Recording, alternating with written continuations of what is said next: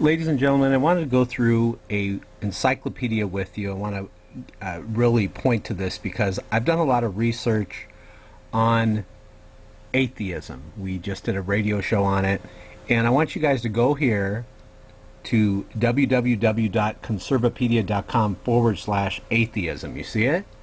When you're there, please forward it to your friends and also favorite it to your bookmarks on your browser. So let's go through some excellent information. Everybody should research this.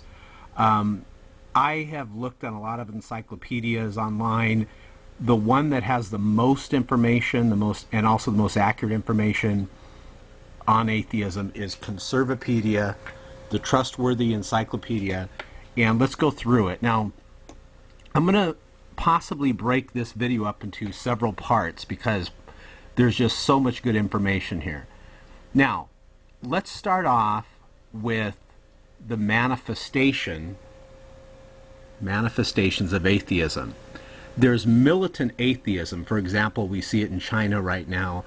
Militant atheism, which continues to suppress and oppress religious believers today, especially in communist countries. There's theoretical atheism. Atheism of the mind, that's believing that God does not exist. And then we have practical atheism, atheism of the life, that is living as though God does not exist. See, there's three differences. Now, this is interesting here. I'm going to go through some attempts that have happened throughout history to dilute the definition of atheism. So we've talked about manifestations. Now let's talk about attempts to dilute the definition. Look what it says here. Charles Bradlaugh in 1876 proposed that atheism does not assert there is no God, and by doing so he diluted the traditional definition of atheism. So notice how they're not denying that there is no God. Did you catch that? That was in 1876. Since 1979, many atheists have followed Bradlaugh's thinking further and stated that atheism is merely a lack of belief in any God. The motive for such a shift in meaning appears to be an attempt to shift the burden of proof regarding the existence of God to the theism side. Now watch this. In the article called "Is Atheism Presumptuous?" atheist Jeffrey J. Lauder, so this guy's an atheist, he's the founder of Internet Infidels, which owns and operates the secular web. The secular web is one of the principal websites for atheists, agnostics, and skeptics on the internet. Look what he says here. He states that, quote, "I agree with Copan that anyone who claims God does not exist must shoulder a burden of proof just as much as anyone who claims God exists." In short, the attempt to redefine atheism is merely an attempt to make no assertions so no facts need to be offered. The attempt to redefine atheism, however, is not in accordance with the standard definitions of atheism that encyclopedias of philosophy employ, which is that atheism is denial of the existence of God or gods. Did you see that? What he's basically saying, and he's an atheist himself, he's saying that atheists also must shoulder a burden of proof just as much as anyone who claims God exists. Now, let's go through a couple more things, and again, below this video, I'm going to put another video. I'm going to break this up into a few parts. This is going to be the most thorough video on atheism, I think, that you will find on the internet. And again, remember, you can go to conservapedia.com/atheism to go ahead and get this information. Now, let's go through some biblical statements regarding atheism. The writers of the Bible consider the existence of God to be self-evident. And Moses simply wrote, "In the beginning, God created the heavens and the earth," Genesis 1:1. According to the psalmist, David wrote the following: "The fool has said in his heart, there is no God. They are corrupt.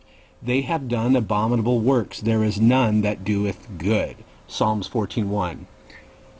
The psalmist David also stated that, quote, "The heavens declare the glory of God," Psalms 19:1. The apostle Paul wrote to the Romans, that creation testifies the existence of God when he wrote the following. So Paul is saying that just by looking around at all of creation, that is proof that God exists. Check it out. He says, and by the way, I'm reading from Romans 1:19-20. For the wrath of God is revealed from heaven against all ungodliness and unrighteousness of men who suppress the truth and unrighteousness, because what may be known of God is manifest in them, for God has shown it to them. For since the creation of the world, his invisible attributes are clearly seen, being understood by the things that are made, even his eternal power and Godhead, so that they are without excuse. Interesting. It's like God saying, hey, look, creation's good enough proof and evidence. Now he says, for the invisible things of him from the creation of the world are clearly seen, being understood by the things that are made, even his eternal power and Godhead, so that they are without excuse. Now, let's go down here. I have a few more moments, and let's talk about the link between communism and atheism. Karl Marx said religion is the opium of the people. Marx also stated that communism begins from the outset with atheism. Let's mosey on down to Vladimir Lenin. He says, a Marxist must be a materialist, an enemy of religion. The atheism in communist regimes has been and continues to be militant atheism, and various acts of repression, including the razing of thousands of religious buildings and the killing, imprisoning, and oppression of religious leaders and believers. And just recently, we heard this happening in China, where they went in and they closed down over like 120 churches. Well, here it is right here. Look. Here's another case of it. China is a communist country that is also officially atheistic. In 1999, the publication Christian Century reported that China has persecuted religious believers by means of harassment, prolonged detention, and incarceration in prison or reform through labor camps and police closure of places of worship. In 2003, owners of Bibles in China were sent to prison camps. You see that? And 125 Chinese churches were closed.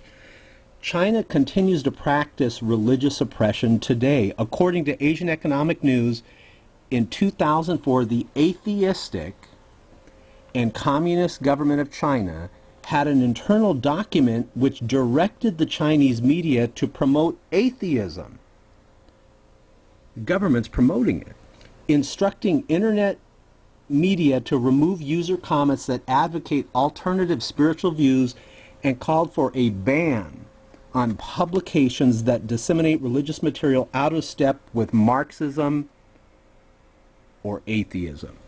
The efforts of China's atheist leaders in promoting atheism, however, check this out, this is astonishing, is losing its effectiveness, and the number of Christians in China is explosively growing. Unbelievable. See, they have these state churches, but the number of churches that are not endorsed by the state outnumber the state churches. Let's keep going with atheism and the link to communism. It says North Korea is a repressive communist state and is officially atheistic. The North Korean government practices brutal repression and atrocities against North Korean Christians.